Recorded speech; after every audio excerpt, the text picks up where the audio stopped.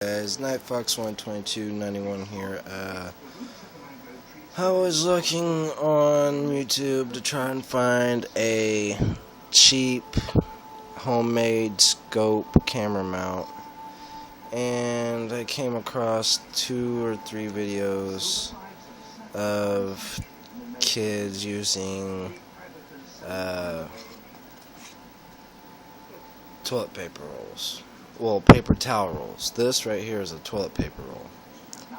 Perfect size. You ain't gotta buy a fucking thing of paper towels and, cut it and everything else. It's just one. It's not 2 like most of them are. But the thing that I did differently is, instead of rolling it in or using Scotch tape, I just took and used duct tape. And as you can see, if it's good, I mean, I've shot it with this one, but this is a light recoil. This one's a heavy recoil because it shoots 1,300 feet. And all I did was I made these tape rolls starting like this. Hold on. I used duct tape and I did this.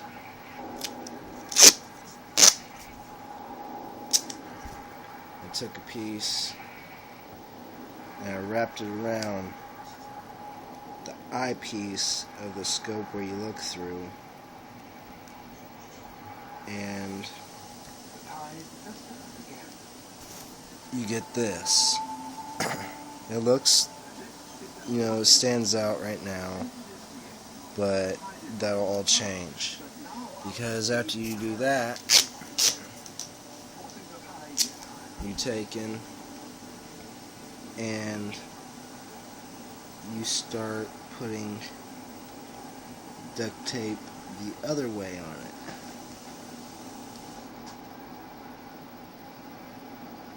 And it'll look like this, so it won't be visible.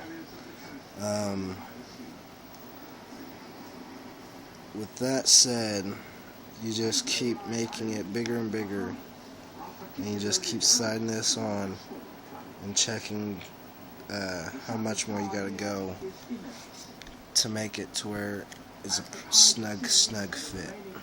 So I'll pop that off, and this pre-made one that I already made, I'll take it and pop that on. It takes a little bit of force because it's nice and snug on the scope. Hold on a sec. Use your palm of your hand like this against the flat part of it, and then while you're doing that, you hold this part and you push it on, and then you're able to take this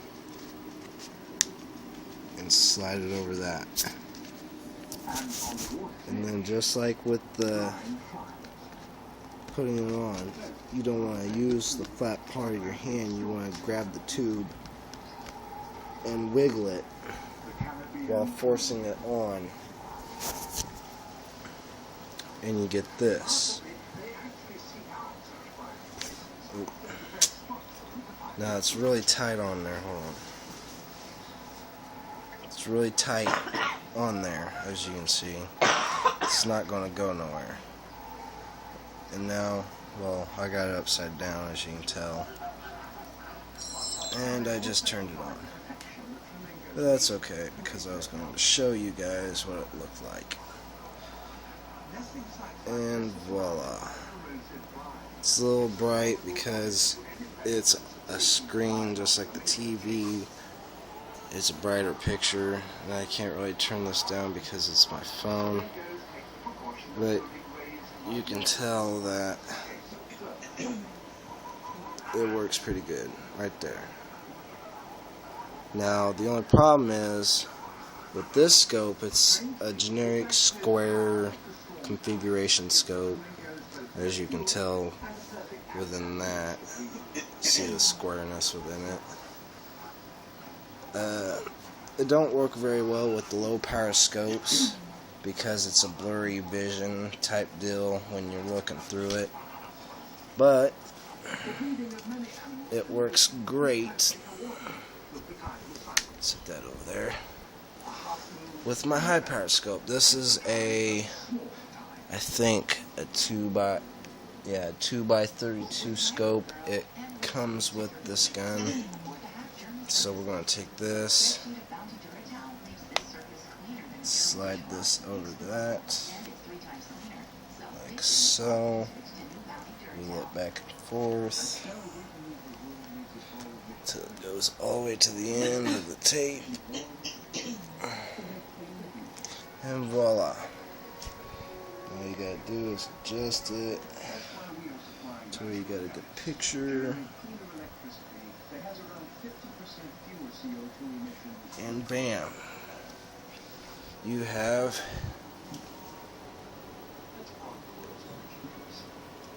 a scope cam.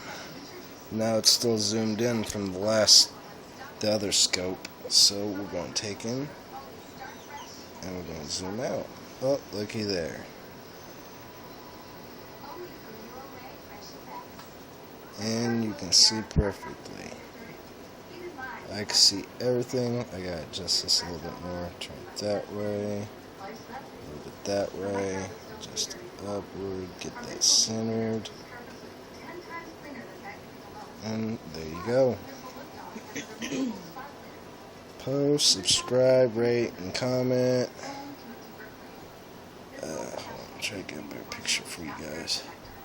It's kind of, there we go. It's kind of hard to look in one camera with another, especially when they're both low quality.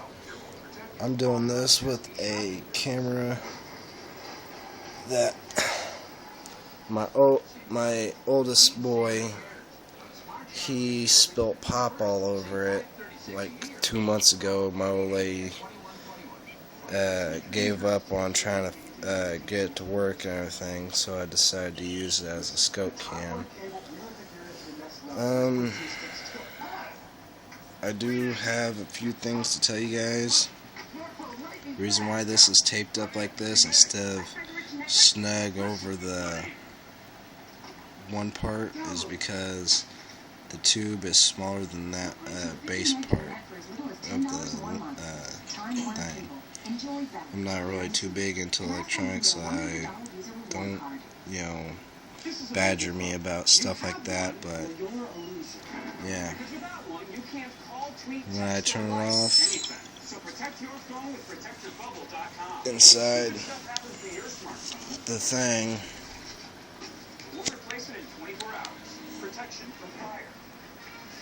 oh, it closed that time. But anyways, the lens don't want to close and it don't want to go all the way down, so if I shut it off, I'll have to pull it off and take and stick something down in there and push that all the way down to where the lens will close.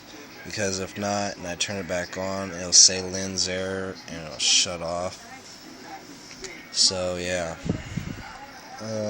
Then there's this other thing I made. All it is hold on, let me get this other gun out of the way so you can see better. All this is a piece of foam, a long sock like this that I got on with that part cut off. All I did was slide it over the gun and then I cut the excess off. And then I've tried to take it and cut little tiny holes in it to where the pellets will fit. That'd probably work for a 22 pellet, but with the pellet guns that I got, it's a 177. I like them. I had to take in and just kind of weave them into it, like open it up, and then the gaps in between the lines that go down, there'll be little strands going this way. I took and I went in between them, and I just, as you can see right there, see the lines, the inner line instead of these thick lines. I took and I spread them apart, and right there you barely see it. That's where I stuck the pellets. It takes a second to push them in there, but it works. I'll probably be covering this whole side with pellets up to about right there, because that's where my shoulder blade starts to touch.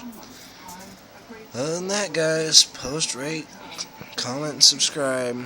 I'd like to know what you guys think about this.